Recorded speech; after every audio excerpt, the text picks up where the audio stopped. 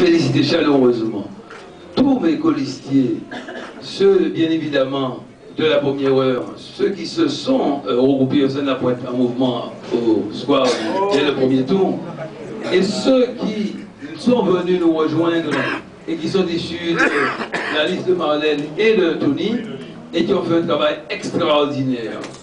Je tiens aussi à remercier et à féliciter chaleureusement tous ceux qui, bien que n'étant pas sur la liste, ont mouillé leur maillot, présents en conférence, faisant du porte-à-porte,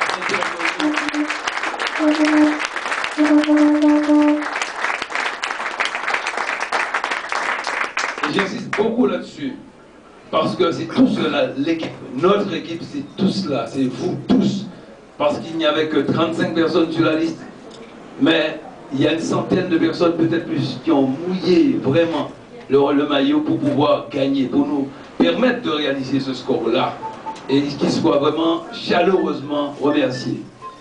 Je tiens aussi à remercier, bien évidemment, très chaleureusement, et je dirais très affectueusement, mon épouse et mes enfants.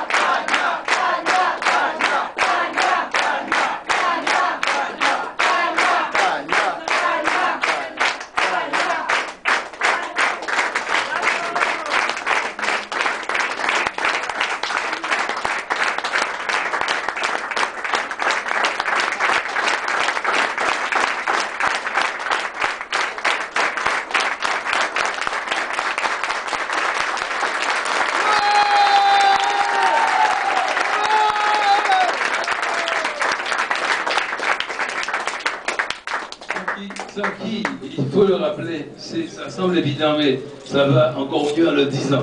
Sans qui, il faut le rappeler, rien n'aurait été possible. Rien n'aurait été possible. Vraiment leur adresse mes remerciements chaleureux et je les couvre de toute mon affection. Et bien évidemment, tous les électeurs, toutes les électrices qui nous ont fait confiance, il faut aussi les remercier et on leur fera savoir de la meilleure manière et le moment venu. Je tiens aussi à donner une mention spéciale à Marlène Mélis-Niou.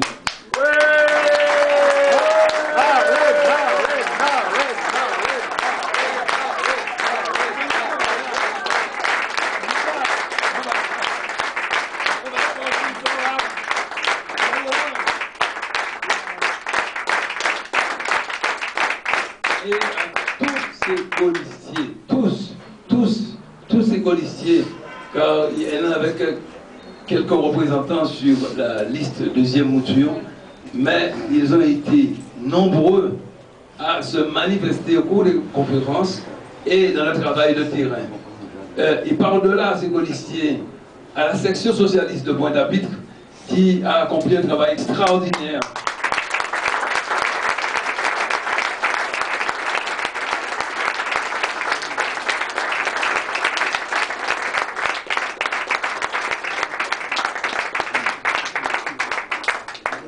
Ils ont démontré ainsi qu'il ne fallait pas désespérer de l'homme et de la femme guadeloupéens.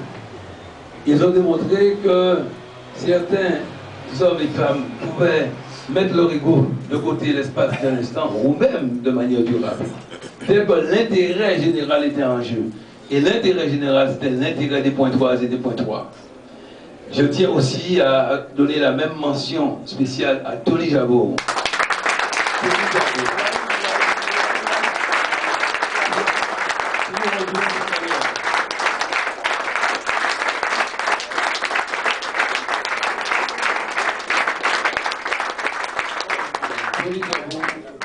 Et ces colistiers, en dépit de quelques troublions qui sont partis troubler le jeu justement et permettre probablement la victoire de Jacques Mangou ce soir, avec bien sûr la complicité du malfaisant Géniès, l'interminable malfaisant de la politique guadeloupéenne.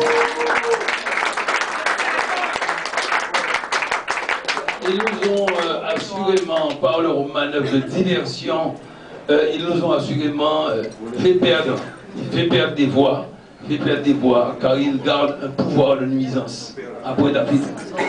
Mais qu'importe, une défaite électorale, mais ce qu'il faut surtout sauvegarder, c'est quand même les principes.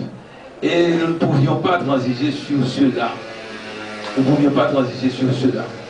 Alors à Marlène et à Tony, à leurs colistiers, je tiens à dire que je les couvre aussi de mon affection et je tiens à leur dire qu'aujourd'hui, une force politique est née, une voix est née, une voix que l'on saurait étouffer.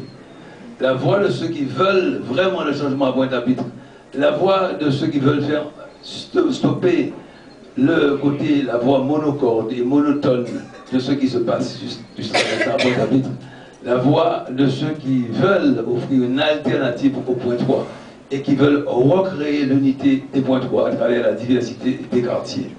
Voilà les enseignements, les premiers enseignements qu'il faut tirer de cette défaite qui est une victoire pour l'avenir, une victoire pour demain, une victoire pour la démocratie, une victoire contre les forces de l'obscurantisme, de l'argent, contre toutes les forces malfaisantes également. Voilà, moi, ce que je voulais dire ce soir. Je voudrais donc vous remercier encore du plus profond de mon cœur et vous embrasser vraiment tous, toutes et tous, car vous avez été tout simplement admirables, admirables, admirables. Vous avez été comme des gens, vous pouvez